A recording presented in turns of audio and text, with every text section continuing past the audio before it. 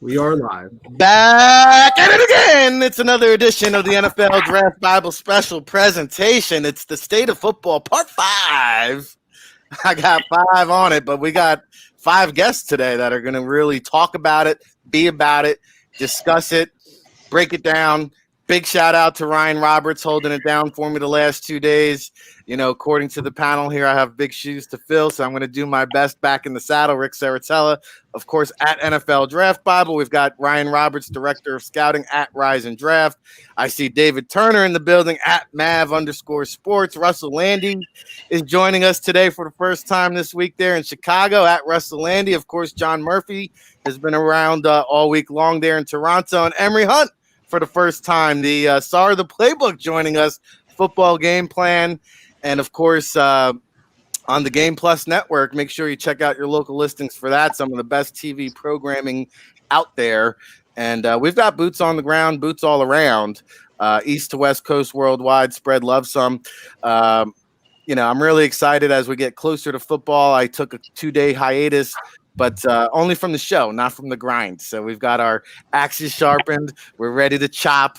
We're ready to mix it up. And we've been discussing, different kinds of scenarios. What's going to happen?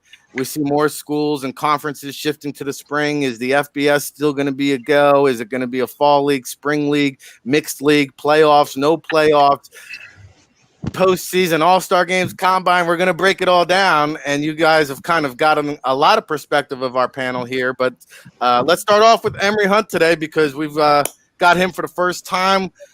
Inject a fresh perspective. Emery, welcome in. I know you're here in New Jersey, but you are pretty much on location across the nation throughout the year. I know you talk to a lot of people. What is your gut telling you in terms of a college football season right now? Are you feeling confident about the FBS? Is it just going to be a P5? What are your gut instincts telling you on August 7th? I appreciate you guys having me on. I would just say right now I'm still 50-50. I think the NCAA wasted a golden opportunity, an assortment amount of time. I think a lot of folks who are worried about travel back and forth across states when the golden opportunity was to blow everything up, start anew, just for this season, and try to play intrastate games. For instance, if you're the state of Louisiana, and to keep everything contained within Louisiana, there's 12 football playing colleges in Louisiana, FBS and FCS. That could be one conference. Everyone plays each other, and therefore you have a season without worrying about travel. Certain states can do that well. And if you're a state like, let's say, Wyoming, you're in close proximity to a Colorado and Idaho. That could be something that's feasible. But I thought if you're like Virginia, you have a lot of college football playing schools there. You can, play within the state of Virginia and kind of keep it condensed or keep it localized, centralized, instead of trying to fit these conference schedules in and try to fit a playoff schedule in, or in some cases a bowl schedule in. I think that's where people lost time. And I think that's why we find ourselves in the situation that we're in now. Had everyone gone to an intrastate model, I think we could have had a better feeling about college football in the fall. Well, hey, it's not a bad idea. I think of UConn having to cancel their season up here in the Northeast. UMass is going to face the same inevitable fate. But, yeah, I mean, even if you even took it to a kind of Northeast region where Boston College, Rutgers, and Syracuse, maybe, Monmouth and Princeton, I don't know how Wagner and Fordham and all that fits in. But as John mentioned here in the chat room, that's a lot of LSU ass whipping, John. So I'll go over to I like the concept, but yeah, what does a team like LSU do when they don't really have anybody that can challenge them? Drop 70 on them. We do. That's what would happen. But the interesting part would be, and we talked about it yesterday, if you don't have these extra games, that normally that's where you see your starters at the beginning, but then the younger guys, that's where they're getting opportunities. They're not, most of these, top 10 school, top 20 in the country are not, tinkering with, letting the freshman guys or letting the sophomores and juniors that are backups, they're not getting in the game, when it's real, when it's time for real action. They're getting in the game against the subpar opponents. If they don't have subpar opponents and they're just playing, 6, 8, 10 games. I think that's why you're seeing the higher end draft pick guys opt out. Is the answer, to the question is, if you're not really knowing if you're playing for a national championship, if you're in the Big Ten and you see 4 or 5 of the schools already are in trouble, and we're in the summertime, and you got multiple, teams not practicing because of this, the opt-out becomes too easy for these kids that already have people in their ears telling them, don't worry about it. You have good enough film. Your place in a draft is secured. So I would anticipate probably more opt-outs in percentage and average college football than what we had in the NFL. Well, Russ, let me go over to you before we get into the opt-outs, because we saw Greg Rousseau, another guy, declare early yesterday. But I saw an interesting article, and, you cut your teeth at UCLA. I saw the news about Chip Kelly had the corona very early in the process during March. We've seen the Pac-12 stance, over 400 players kind of requesting uniform safety, social justice measures. What is your take on the UCLA situation, the Pac-12 situation? And again, what's your gut telling you about a college football season? Well, first I'll say, in terms of, I love Emory's idea. I just think to realistically expect the NCAA to do anything with foresight and intelligence would be something that's never happened before in the history of the NCAA. So, I mean, let's be realistic. That's a bunch of retards running an organization that have no idea what to do with. I mean, they're sort of an embarrassment. In terms of, the Pac-12, I think it's clear that the players, it's a combination of they want to be protected. And I think a lot of them don't want to play. And I think that's rightfully so. I don't see any reason that they should be getting out on the field. I think they're very concerned about going into an unsafe situation, because the reality is very few coaches care about anything other than winning. If you think they care about their kids getting sick, they could care less. They just want their players on the field. They just want to win games and get paid. So I think the players understand this, especially the more intelligent ones. When you're looking at UCLA, USC, Stanford, Cal, some great institutions, these people are smart enough to understand that the coaches don't care about them. The coaches just want them out there playing football. Do you think Chip cares or even knows the names of half his players? Russ skipped right over to coffee and went straight to the espresso this morning. Welcome back to the rodeo, brother. Ryan, your thoughts on what Russ just laid out there? Russ is in rare form this morning, to say the least. It's just, I feel like everything is just so disjointed. There's so much questions. I don't want to comment too much on exactly the word choice that Russ chose, but I will say that I definitely agreed with him to a certain extent. I'll just leave it that way and stay politically correct, at least early in the show right now.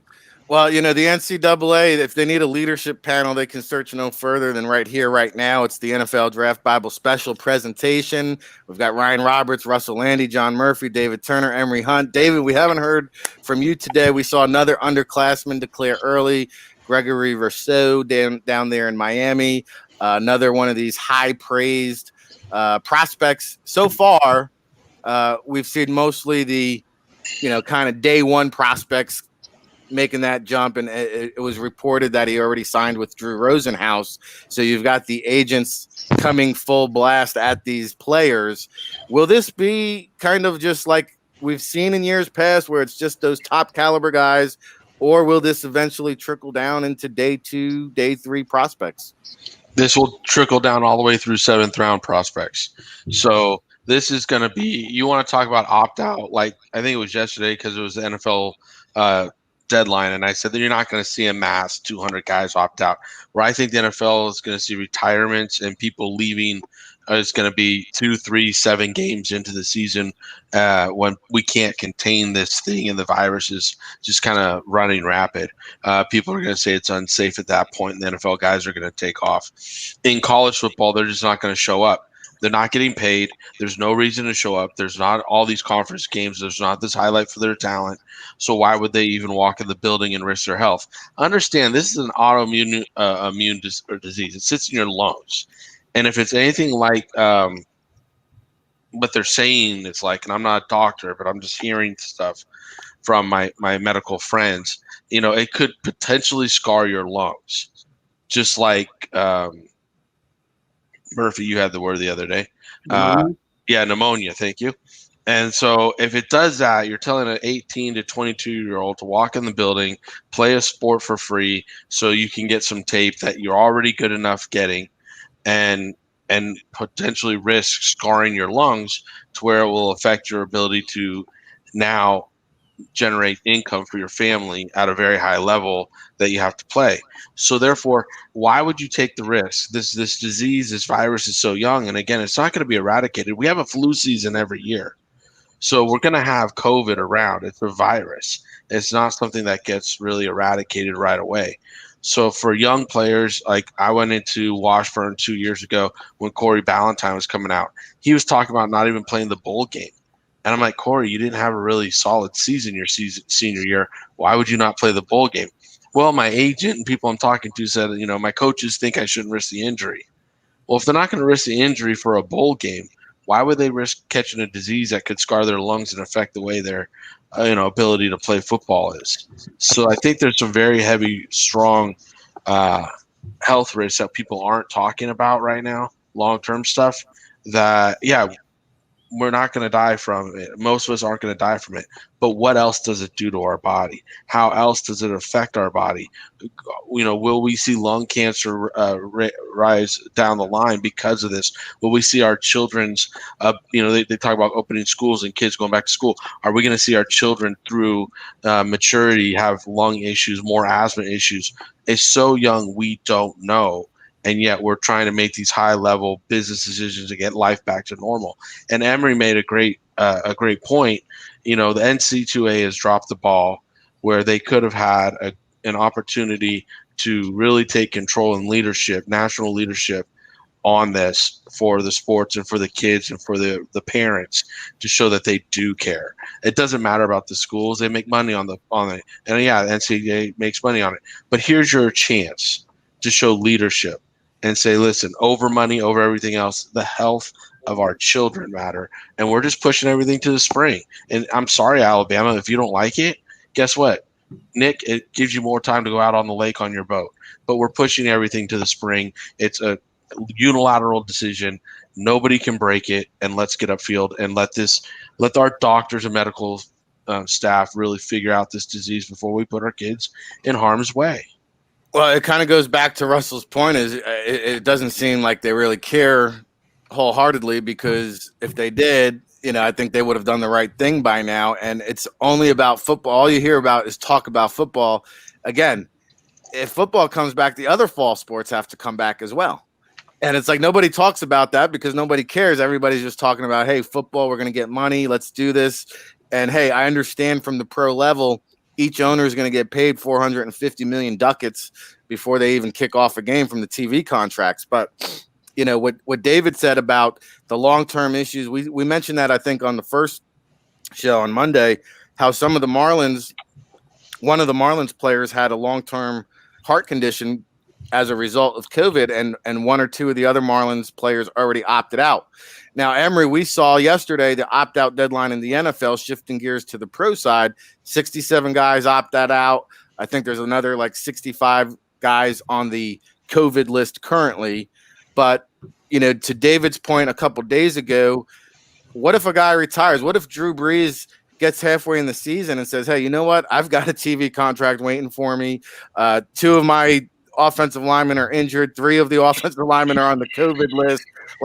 You know what? I'm just going to retire. And, if I want to come back next year, I'll come back next year.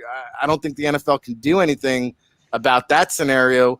But we did hear rumblings that there were some veterans that really were kind of on the fence, whether they opted out or not. Now the deadline's passed.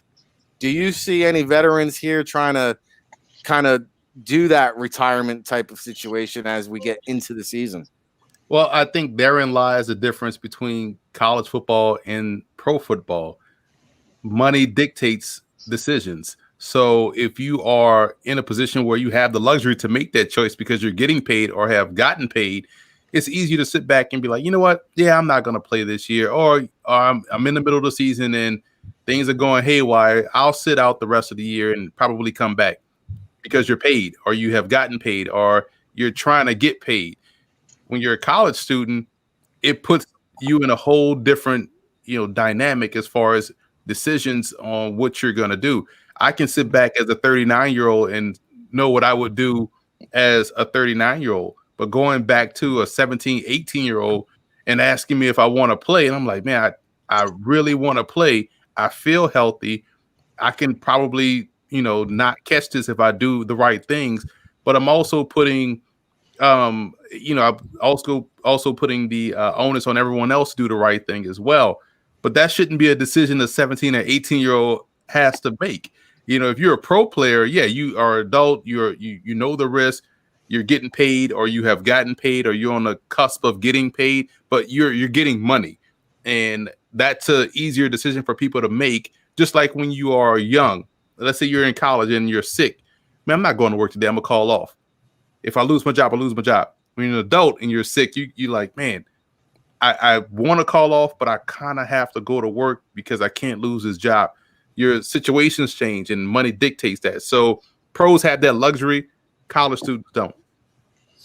And we're in an interesting time, John, as we have these college guys that are deciding, should I stay amateur? Should I turn pro? And, there was an interesting kind of survey done by our good friend Neil Stratton at Inside the League that said, hey, if you are an agent in the game going after one of these opt-out guys, you better be prepared to pay that stipend starting now. This is not, hey, sign with me and your stipend begins in January. No, this is another, 4 months of the draft cycle now with Drew Rosenhaus or whatever is promising a marketing guarantee or a weekly stipend, a rental car, pay your utility bills. But on average, just in stipends alone, based on the agents that he spoke with, they're estimating about $7,000 in stipends between now and the draft. And that's not even including the combine training, the bills, the rental cars. How many agents are going to be out of business after this draft cycle? Well, if it's $7,000, they must be signing the worst player ever. $7,000 don't get you a 12th round draft pick from 1986. Well, this is just weekly stipends. This is not marketing advances, combine training. Yeah, put that in perspective. You're talking that's $30,000 a month. I think it's never as cut and dry as what any of that is made to be. A lot of that's monopoly money, in the real world, because it's either insured, by someone's banking institution that they have wrangled, or as we've heard and seen, in the worst case scenarios, you got 20-year-old guys who are, even less suited if they didn't pay real attention in math class, to read the fine print of your contract and figure out that, you may have been given certain things, but I would be way more concerned for those players and their families to make sure you read the fine print of what you're paying back after the fact. We've seen plenty of guys, I think the worst one I've seen, and it's not, hey, if you agree to it, you agree to it. That's your fault as the player. But, it's come out, at later points that, guys were able to regain their money back. And part of the money they got back from said player they signed was flying to and from their games to recruit them. So, if you are smart enough, to be able to get that kind of money out of somebody right now, that means the agent is well invested in you and thinking you're getting to that second contract, not worried about the rookie contract. But if you're not, you better know how much money you got before you end up being Clinton Portis. Well, Russ, David mentioned this is going to trickle down to day 2, day 3 draft picks. I'm curious to get your thoughts on that, but also the FCS guys or the mid-major guys. Some of these guys, their season's being moved to the spring, so they're going to have 6 or 7 months to kind of figure out, play my season, train for the draft, or, oh, by the way, the big news of The Rock buying the XFL. I can tell you they didn't spend $15 million to wait till next year to bring it back, because that would be about an 18-month process. They're going to go for it in the spring. Russ, you were part of the original XFL. If you're a player in the FCS or one of these spring seasons and now you have the option of playing your season for free, or you can go to the XFL, lay down some film against the big boys, and I'll maybe put 50 grand in your pocket. All of a sudden, this might become a more viable option, and the FCS could really see the same fate as the Power 5 guys who are seeing all these top tier players, declare early. Well, the FCS, those top tier guys, they might opt for the XFL. There's a lot of appeal with The Rock. Well, there's definitely appeal. I think the risk you run if you're not a premier player is now you're competing to actually get on the field because there's less teams and you're going to have veteran players you're competing against in the XFL to make a team. So if you played at New Hampshire or Rhode Island or Northwest Missouri, thinking if you leave, you don't want to play in the spring, you go there, you may not even make the team. So there's a chance you're not going to have any film and you're going to be sitting out. So there's a big risk for the players that are not high end to try to do something like the XFL. But I could see a lot of players saying, hey, I don't want to play in the spring at all. I'm just going to count on my film from 2019 and hopefully get some workouts, get to go to some small all-star game and prove myself because I don't want to get on the field and get hurt literally leading up to the draft. So I'd be very surprised if a lot of players played in the spring. And Ryan, you've spoken to quite a few small school prospects. I know you communicate with them on a regular basis. Any idea kind of what their perspective is, what they're feeling right now in terms of that whole spring scenario? From everyone I've talked to, it's definitely something they're exploring. I think what's really interesting in this conversation is the people that are making this decision, these players, I hope they have the right people in their ears telling them the right things. Because if they're being advised, false hope that they're at this level. I just saw a defensive tackle that was at Maryland recently, and he now is, I think, was going to go to Bowie State. He decided to opt out and enter the 2021 NFL draft. And to be very honest, I don't even know who he is. I'm not really sure who's in that person's ear. We could talk about the Greg Russos, the Micah Parsons. Those guys are pretty sure bets. When you start to get to those lower tier guys, I just really hope that they're being advised the correct things. They're being told the right things. They have the right people in their corner. If not, it's a, potentially obviously missing out on some gameplay, the experiences. We're not even talking about just the fact of like getting film. It could be like potentially your last time playing college football if it doesn't go your right way. So you're missing out on the experiences of the game film for professional purposes. You're missing out on just the general experience of playing college football. And then maybe you're being told the wrong thing. So I just hope that they're getting advised the right things. They have chosen to have those right people in their ear as they're making this tough decision. Well, David, as you know, that's not always the case. And you made a great point in the chat room here because, I've spoken to agents that said, hey, we're not doing nothing until we know what's going on. I've spoken to the agents that are already paying the utility bills and ready to pounce with that SRA. But the comment that you just made in the chat room about, hey, some of the agents may take the season off just to save them the financial burden. As you know, there's 10 agencies controlling 90% of those players in the NFL. Mm-hmm. To me, it's almost, I hate to say it, but it's almost makes no sense for some of these tier 2, mid-tier, low-tier agencies to even play with the Sharks in this draft class. Well, and that's a great point. That's kind of where I was headed with this. Those top tier 10 agencies, they can sit there and cherry pick the top prospects right now and make their money back, and it's going to happen. But if you really look at the lower level agents, why not opt out? Just continue to cultivate the relationships with your current players. Work with, there's 320 guys that just got cut from the NFL in order for them to even go to camp, and everybody had an 80-man roster. They were at 90-man offseason rosters, and they had to cut down. So why not cultivate work on those players to get them back into the NFL and a better opportunity as people get injured and the season goes on with COVID stuff, versus go out and recruit an unknown commodity, which is a player that you don't know if they're going to have NFL interest. Like Ryan just said, there was a guy that opted out that Ryan in the Draft Bible didn't know, which is a shocker because you guys know everybody. So, again, do they get the right advice? No. We see it every year with record level of juniors coming out over the last 4 or 5 years, and only about 65, 70% of them making the NFL. Now, what happens to the other 30%? They don't have a degree. They don't have a way to go back to college. And they don't have an opportunity to make money. where are those players? Nobody knows. The names have faded. Nobody knows where they went, what happened to them. So it's like nobody's thinking of the kids, and no one's ever thought about the kids in this process. It's always been about what? The power making machine. That's it. Whether it's a power making SEC machine, ACC machine, or it's a power making NFL machine. Which again, I make my living on football, guys. You know, I'm a football scout. I love the game of football, and I love the passion that these kids bring to it. But you really have to think about this: are they getting the right advice? No. Are they going to get the right advice? No. You're going to see a lot of mistakes being made. Yeah.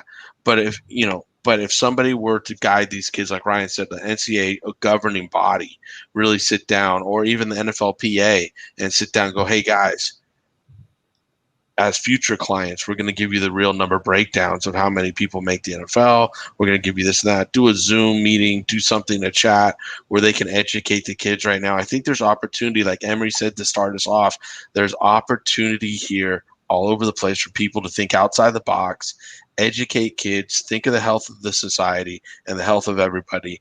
And they're missing opportunities left and right because they're not thinking outside the box. Well, we've been doing the NFL draft seminars now the last couple years, and we'll do that again this year. So if you're a player that wants a unbiased opinion in terms of what you should do, advice for the process, reach out to us, ric@nfldraftbible.com. Log on to nfldraftbible.com if you're looking to unlock our 200-plus scouting reports, and we've got that going on too. So, Emery, we did discuss, I want to go back to the XFL here for a second because I haven't gotten your perspective. You and I had a chance to link up at the New York Combine last year and get a kind of glimpse of it. I know think you were actually at a couple games, I believe. Mm-hmm. So what was your impression when you found out it was going to be The Rock? How good do you feel about the long-term potential? And, David mentioned 320 guys cut. To me, it just would make too much sense. I mean, they have to go for it here this spring. No, I mean, because otherwise it's almost like an 18-month startup again. Well, the XFL was a good product in the redo because they took it from a football perspective and built it that way. And I think when you look at The Rock taking over, people see wrestler, entertainer, movie star, but he's also a football player that has that foundation. So I think initially it's a good thing. Now where they can expand and grow it, first of all, it's all about TV contracts. So that's going to be major in making sure this thing can get off the ground in 2021 or pushing it over to 2022, which is probably a little bit more realistic and feasible. But if you're going to get a TV contract, that's great. If you're going to tie it in with other, I saw someone in the chat talk about gambling and fantasy. That right there can also drive revenue. And if you can, what we saw from certain markets, and we saw this in the AAF, certain markets tend to take to football, spring football. And I think this is a great opportunity for them to look at those other markets. I know New York, you want it because of TV, but I mean, when you think about where teams are just on the cusp, you look at like a Louisville as a city, or maybe a Norfolk, Virginia, or you put that team down in San Antonio like it did in the AAF, and they had great success. So, or even San Diego for that matter. But I think maybe you can create some new opportunities, expand the league maybe by 4. But I think you have to be able to secure the TV contracts and money to build this thing. And I think also personally, if you have these 20 bidders for the league, then you have people that are able to then, own a team. So I would open it up for individual owners, and therefore you have more people have more skins in the game, and you'll be able to have that sustaining power to grow the league that way. I think having one guy over an entire league is not setting yourself up for success, but finding owners. Just to throw out a name, just let's say P. Diddy, right, who's talked about owning a team, who has close to $1 billion, right? That would be someone that is primed for XFL ownership. You find guys in that market that want to own a team in that top tier of the 1% that want to have ownership in a sports league added to their portfolio. This would be an opportunity to now have money, have a good foundation, and then you'll be able to be a little bit more attractive going to these networks to get TV deals. I like it. Let's stick with the XFL here, John, because it is being packaged as a 12-week made-for-TV type of season. And, hey, say what you want. The Rock was the highest-grossing actor on the planet last year. He made more money than any actor. So he's got the TV connections. So the thing where I thought hurt them this year was because they did jumpstart about 18 months early, and they had to pay all their staff, all their executives, all these essential team employees to get the organizations off the ground. Do you think they can really sustain by waiting another 18 months to jumpstart this thing?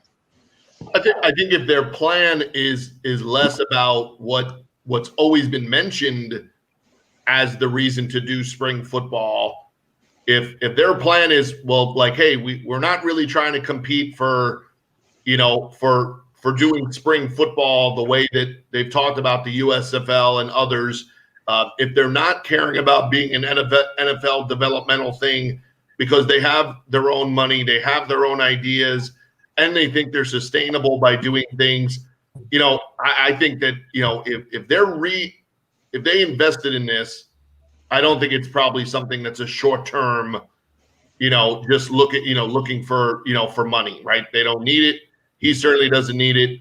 I think there's way more behind it in terms of, I think this is for the streaming purposes. I think this is for the money that can be gained from technology, from gambling, from having a product that you can sell, from being able to do all the behind the scenes stuff, that they have access to, where, you have a whole league now worth of hard knock opportunities that you can do, when you're in charge. The production value of running the XFL is outweighing the football part of what they're doing. Secondly, they may, for the love of God, not just hire every retread, person that fell off the NFL, fell out of the NFL, who then drags the same exact, group of people. And that's why you have to normally pay for what you're getting, because what you're getting is all tied to each other. And it means if you get Coach A, you got to pay that whole coaching staff, immediately. If you're doing some of the things that Emory's talked about, or you're looking at running the XFL as the way the Arena Football League originally was set up, the way the MLS is set up for soccer, single ownership, but then they control it. The contracts are controlled by the league itself. And then you have individual owners. It takes out the risk. It takes out how much money is going to be spent. And it also puts a primary emphasis on the league supporting the teams rather than the other way around. So you can't just run off and have one or two good teams and, three other ones that you don't ever want to watch. So I think that there's probably way more engagement in this behind the scenes, which would be good for their long-term success. I wouldn't look at it as something that they're probably going to rush to do right away, because I don't think the strategy behind this is using The Rock as a good football person and sports entertainment value. But I think the real reason for investing in it is that they see a purpose and a reason that you can make a good amount of money over a long period of time. Just don't try to cash in right away. Yeah, and I kind of like the idea of the individual ownerships, because you get guys like Diddy, or you get former Arena Football owners like Ron Jaworski, or you get a guy like Peyton Manning, and say, hey, everybody kicks in 10 million, all of a sudden 10, 12 teams you've got. Now you can plan and prepare for those 18 months and do it right. Last question, we'll go over to Russ for this, since he is part of the one-time XFL, and I got most of your opinions throughout the week. Russ, whether it's this year, next year, I hate to ask this question again, will the XFL be one and done, or will this have sustaining success? I would expect it will not be one and done. I don't think it would have been this year had the coronavirus not taken the toll financially on their primary owner. I think the XFL has a lot of things going for it. I think they have a very detailed, organized plan for how to sort of rebuild what was going on this year, what was done right, what was done wrong, what needs to be addressed. I think they have a lot of things in place to be very successful. So I think there's a good chance it will survive. I look forward to any league surviving that can provide other jobs for players, for staff that's out there other than the NFL and CFL. And I lied. There is one more point that David brought up in our chat. Danny Garcia, who is one of the owners there. Is she the majority owner, David, or what is her role? Give us some insight on Danny Garcia. So Danny Garcia is a former wife. She's the ex-wife of The Rock, and she handles pretty much all his business assets still and all his business decision. She saw this as an investment for the future, kind of like what everybody's saying. It's not a short game; it's the long game.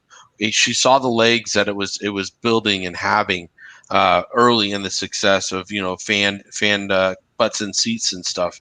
So she really sees the long game in this, and she also sees it as a way for minorities, not just I want to say racial minorities, but women, to take a role at very high levels inside organizations and to highlight the roles that they can do. She sees this avenue in one that can really highlight a lot of people. Yes, her ex-husband is The Rock and he has this celebrity, so it makes sense for him to be part of it. But for her, she didn't make the decision that way. The way she made the decision was like, is this a good business opportunity for the family money and an opportunity to grow our net worth? And I wholeheartedly believe, yes, it is. And what Emery said was 100% what I would do too, is now look for investors, sell off your teams. If you have 10 teams and you sell them at $10 million a piece, now they're buying in. It gives you a $100 million war chest to move forward with at a league level. Then every team owner still has to build and operate their team, make the payroll, everything they're trying to do. And like Murphy said, maybe make it a standard player contract where every player is getting paid the same, starting quarterbacks, and maybe you have some highlight players that get paid a little bit more to help you control your spending right away. And so therefore the playing field is even over the first 3 to 5 years, and it becomes more of a developmental league versus a competitive league where people are just, at each other's throats to win the recruiting process. In addition to another statement, Emery said, there are 537 billionaires in this country. If you just get 10 of those billionaires, or very, very close to billionaire people, to invest in a league like this, and they see the end game being maybe 10 years down the line, they can sell it for $500 million because these franchises grow to that point, then you'll really see this league grow and prosper and stick. When we were in the UFL, our original 3 owners put up $160 million into a bank account to run the league. They thought that would run the league 3 to 5 years because they knew it was going to be a loss leader, but they're like, we can afford in what we do to lose this money and let you guys go earn and get after it. But it was the mismanaged league. It was a league that was looking towards franchising, and the new franchise is always building and bringing in money. But if you're The Rock and Danny Garcia, she seems to be like a very strong woman and a very smart woman, as well as the investment group in which they all wanted to get involved in sports. If they get the right group to help consult them in how to run the day-to-day operations and where a lot of the money is going to get sucked out of the war chest that they're not familiar with because they're not on boots on ground and been operating teams. I mean, just look at this panel. The advice we've been giving over the last 5-10 minutes. There's a lot of ways that we could educate them, and if they educate themselves and take the time to, it could be an incredible league and opportunity. Well, that's what we're trying to do here, is kind of provide some real insight, some real analysis, and we've done that throughout the week every day. And a big shout out to all of our panel here today. We've had some great guests throughout the week. Dane Vandernat joined us yesterday. Didn't have a chance to connect with him, but appreciate everybody taking the time to tune in here. And again, we're going to continue this on for next week. We're going to just keep talking football because you guys out there need a release. You need another outlet aside from the mainstream fluffy media that keeps talking about the same 2 storylines over and over and over. And, I mean, I don't know who's producing these shows, but boy, they need a lot of help. So we're here to talk about some real football with real people.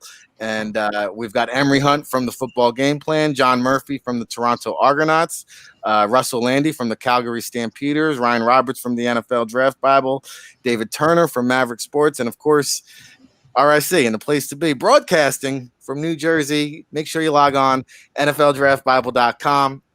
And, one thing we haven't done is have a little fun and actually talk some on-the-field product. And we're going to go NFL here. And, let's talk about some kind of predictions, rub those crystal balls around and see what we can shed some light into the 2020 season. Now, I'm always intrigued by breakout players, right? Somebody who's going to break out. And we're going to go offense and defense. The crystal balls are being rubbed, and we're going to look into the future here. So, I saw an interesting thing, and I'm going to lead it off with you, Emery, for offensive breakout. But I thought it was interesting. Somebody made note of it that Kyler Murray is this sneaky MVP odds pick. I mean, there's only like maybe 5 guys listed ahead of Kyler Murray in terms of MVP odds. And I'm excited what the Cardinals are going to do. That's some high praise. Your thoughts quickly, Emery, on Kyler, and who's your offensive breakout player for 2020? Yeah, I think a lot of people are sleeping on how talented pound for pound that Arizona Cardinals football team is across the board. They got a ton of talent at receiver. We know about what they have in the backfield. Maybe people are not giving their backfield enough credit with Chase Edmonds and Kenyon Drake, Eno Benjamin.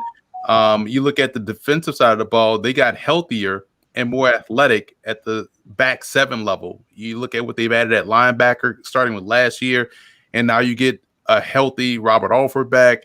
You don't have suspended Patrick, Peterson.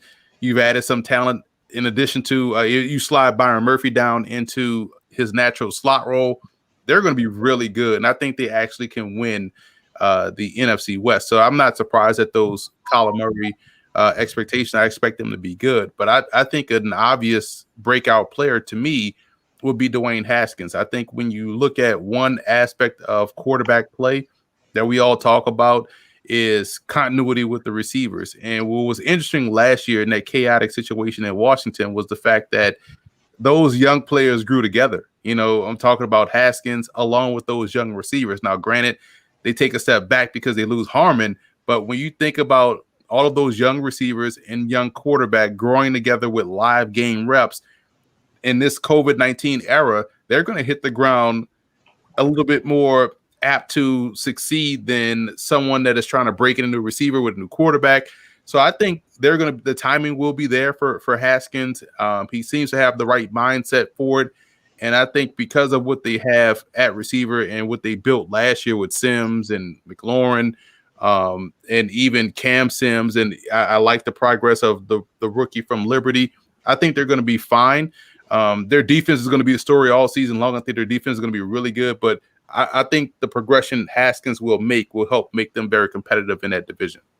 Yeah, Steve Sims, NFL PA Bowl alumni, and then McLaren. I mean, you could argue he might be a offensive breakout player. I mean, he had a very good, stellar rookie season, but that man can play some ball. So, yeah, it'll be interesting to see how that football team there in Washington prepares, because nobody wanted to win that NFC East last year. Nobody wanted to win the division, and now you've got obviously the Giants not really expected to do much. Uncertainty somewhat in Philadelphia. Their head coach has the COVID. How much does that hurt in the preparation if he can't be around the team for 3-4 weeks leading up to the start of the season? So Washington and Ron Rivera there, see if they can sneak in the back door. John, what do you got there for an offensive breakout player? I'm sticking right there in that division, and Miles Sanders. That's it. That's to go into detail, but take it and run with it, literally. I think the main reason is I think they're going to get away from giving it to 7 different guys. The Eagles have become your nemesis. In terms of you think it's one guy, and the next week 3 other guys play. I think they're going to get away from that. He seems to be the guy that they want to get the ball into his hands. And if they actually have they understand that the wide receiver position is one you can throw the ball to. You actually can line up receivers and throw the ball to those guys. You don't just have to throw it to the tight end, on every other down. I think it will open things up for him, and you could see a guy that could, gain, 1,000, 1,200 yards rushing and possibly get 50 catches, in a full regular season. I think he's a guy that, if they can stay healthy, as an offense, he could be a pretty dynamic performer for them. Yeah, they haven't had that kind of talent back there since Shady McCoy was in his prime. And talk about a tremendous value in terms of draft selection. I mean, I think he had comparable, if not more yards than Josh Jacobs last year. So that was a great selection there. Russ, who do you have as an offensive breakout player here? Well, firstly, I'm going to stay in the NFC East. And to me, it's Andre Dillard, the left tackle of the Eagles. I mean, he showed so much last year that when Jason Peters got re-signed, they're not putting Peters at left tackle. They're putting him inside a guard. I think Dillard's got a chance to be a frontline left tackle very quickly, top 10 or 12 guy in the league. I really like this kid. And the one thing I'll say, Emery, I got to jump on you is, yeah, I'd love to see Haskins be the guy, but knowing Rivera, knowing his love for veterans, and Alex Smith just passed his physical, I will be stunned if Haskins even sees the field this year. Wow. I will literally be in shock if Alex Smith is not the starter. Really? Wow. Yep. Well, I don't know if Alex Smith is to that point, but I guess he was cleared for physical activity. Ryan, a quick thought on the hot take, and who do you have as an offensive breakout? I mean, I'm leaning just on the Washington conversation. I think Haskins is the guy personally. I know it's a new coaching staff coming in, but he's a first round pick last year. I feel like you have to see what you have in him if you're going to be able to turn the page and take a step forward. I don't think that Alex Smith, even though I think Alex Smith is a very solid football player, he's 36 years old. Is that where you're kind of settling your future on? I'm not really buying that. I think Haskins is the guy for this year. See what you have. Breakout guy I wanted to throw out there is a guy that actually had a great start to last year and then kind of dealt with some injuries, dealt with some inconsistencies. TJ Hawkinson, the tight end from the Detroit Lions. I feel like if Matt Stafford has a fully healthy season, they were down to their third string quarterback at times last year. So Matt Stafford coming back. They have Kenny Golladay, Marvin Jones to take a little bit of the pressure off Hawkinson. Should get a lot of one-on-one opportunities. If he's able to stay healthy, I think that he can make that big jump to being one of those rising stars at the tight end position in the league. Yeah, those guys got to stay off the COVID list there in Detroit. David, I saw you shaking your head with Alex Smith, Dwayne Haskins. We've started a controversy here. What side of the fence are you on, and who's your offensive breakout? You know what? I've been around the staff. I've been around Ron. I've been around everybody who brought from Carolina up there. So it's unfair, but I will say this. Haskins, enjoy the bench. So here's the thing. Alex Smith, the mentality, and I've been around Alex at San Francisco. His mentality, his ability to pick up the offense, his ability to run the scheme is going to be light years ahead of anybody because he's just super smart. And then his veteran leadership is something that Ron's going to lean on. He's walking in the locker room and he loves the veteran leadership. I mean, he loves veteran players. He's a coach who really enjoys strong leaders. And I think that when Alex Smith walks in the room with all his confidence that he has, he's going to be the leader that Ron wants in the huddle. And then he'll groom Haskins to take over in a year or two. That's the way that'll be. In my opinion, being around the staff in Carolina. What? It's a great situation for Haskins. Right. I mean, Haskins has zero. If Alex can play and he's really healthy enough, then Haskins, what he gets a redshirt year in a COVID situation where you don't know who's coming and going, and then now they can't. The talk of the fluffy media can't be that Haskins sucks because he's struggling. Well, no, it's not that he sucks. He's behind a different offensive line every week. He doesn't know which receivers are playing. He's got a new offensive scheme. So let the veteran take all that headache and run with it, and let Haskins sit back, let this situation play out, get used to the offense and everything, and then next year really be his sophomore year where he can take off and go. You want to know about my breakout player of this year? Teddy Bridgewater. I mean, Teddy B. How do you not pick Teddy B? I mean, Teddy B down in Carolina has still got a solid team around him. He's got, great running back. He's got a very solid offensive line. He's got good receivers. I mean, Teddy B, when he stepped into the Saints last year, they didn't miss a beat. I mean, there was no pressure for Drew Brees to come back off his injury because Teddy B was freaking rocking and rolling.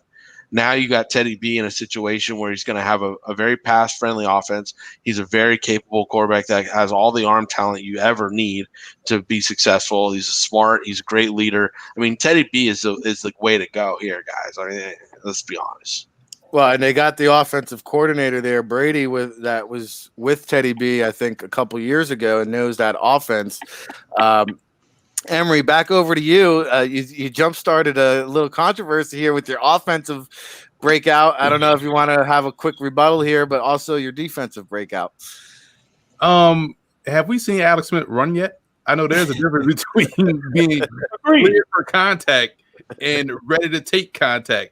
And here's the thing about that. Like, one thing I liked about Eli Manning that people don't factor into their quarterback evaluations is that he's not afraid of pressure. So he can take a hit and still throw the ball, right? But when you look at Eli Manning as he got older, those hits start to hurt a little bit more. The recovery isn't as quick. He became, I'm not going to take this hit. I'm going to just duck down and cede the sack. So I said all that to say this. When you look at Alex Smith and that gruesome leg injury and the gruesomeness it was, being clear for contact, yeah, that's great. But how shell-shocked will he be now that he has to also learn this new offense and also has to go out there and play behind an offensive line that's going to be rebuilding on the left side? How much trust will he have in that? How much will he will lose what made him Alex Smith? His athleticism, his mobility.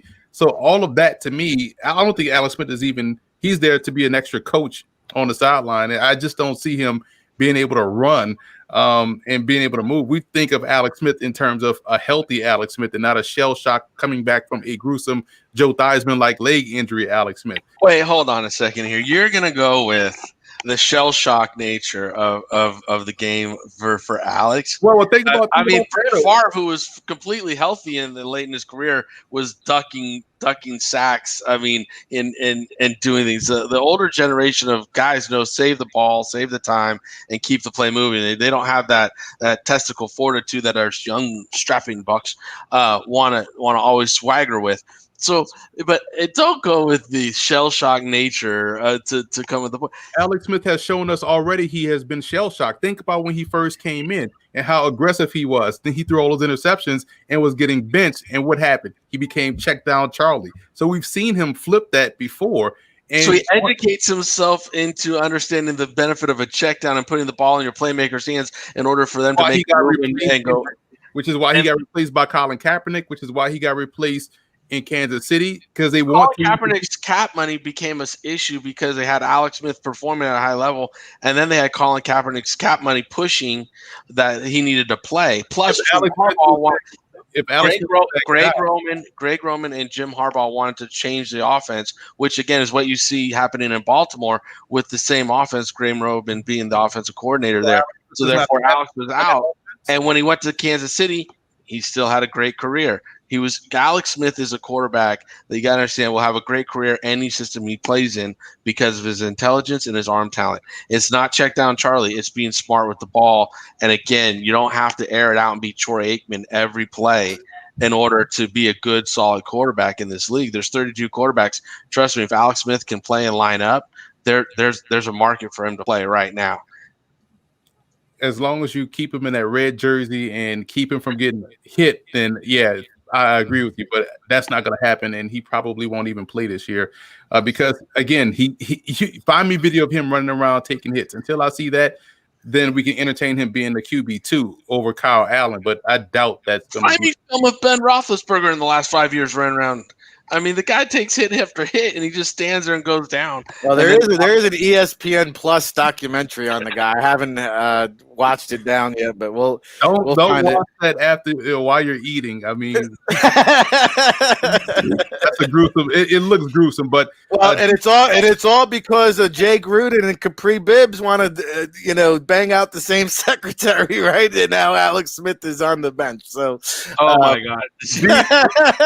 I would say this quickly: my defensive breakout player, and I think he's a guy that people talk about, they know, but I think right now, down in New Orleans, they'll start to realize how much better of a pass rusher Trey Hendrickson is over Marcus Davenport. And I think we'll see him start to eat a little bit more on that outside, more so than Davenport. Davenport has the tools that you like, but Hendrickson is the guy that puts his tools all together and is a little bit more consistent. So I think he's primed for a breakout guy, whether it's as the starter opposite of Cam Jordan or as a significant rotational edge rusher. I say Hendrickson is the guy to keep an eye on.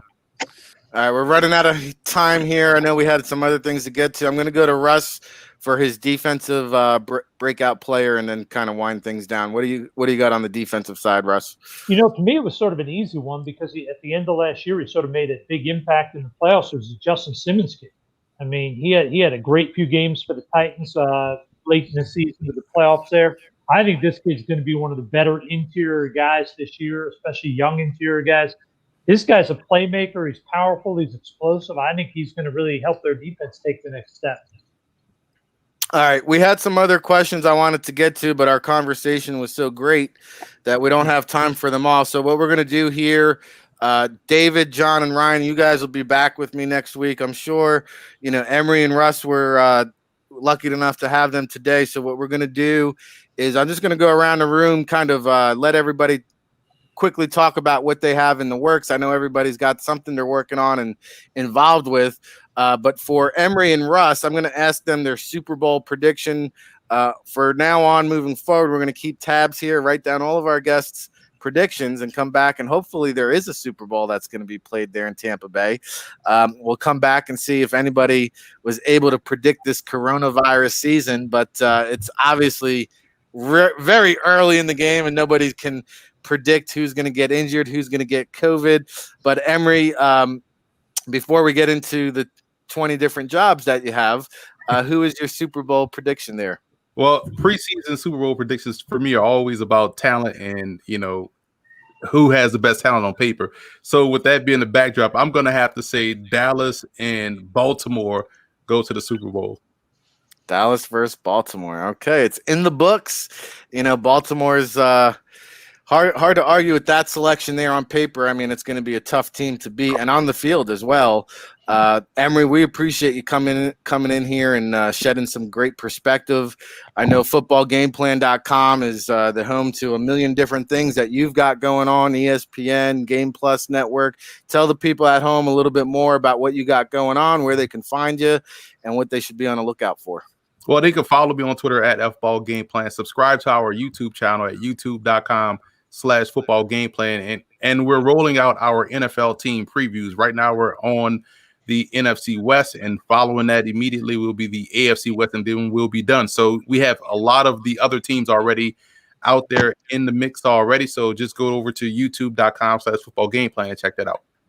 Yeah, always with the video overload there. And I agree with your early sentiment about the Cardinals. I think that's going to be a team to look out for. A lot of close games last season that they lost. So, Emery, we always appreciate the time. As we do with Russell Landy, it's been too long, Russ. Russ joins me each week during the season with the Infectious Scouting podcast. He's kind of in somewhat of a limbo land here now with the CFL. We didn't get to dive into that too much today, Russ, but what's the football season outlook look like for you here? Watching a lot of film, not traveling to see any games, just doing everything off film, and on the side trying to renovate my house in Cape Cod. So trying to do a little bit of both, and get things going. And I tell you what, if I'm going to pick a Super Bowl this year, I know it's going to sound crazy, but I really think the Colts are the team in the AFC. I don't have much faith at all in the Ravens. I really think Colts, as long as the Patriots don't do something crazy and pull some magic out of the hat, I think they're in a great position. And I think they're going to play the 49ers again. And I think it's going to be the Colts beating the 49ers. So Phillip Rivers finally gets his ring. when he gets to a new organization. Very interesting take there. Obviously, a relationship with Frank Wright. We shall see. I felt good about the Colts going into last season before Luck retired. Does River still have it? We shall see. Of course, everybody else Super Bowl predictions we'll have next week. But John, you're up there in Toronto, carrying on with team meetings. What's the goals and expectations looking like here for the CFL season? Quick update on what's going on.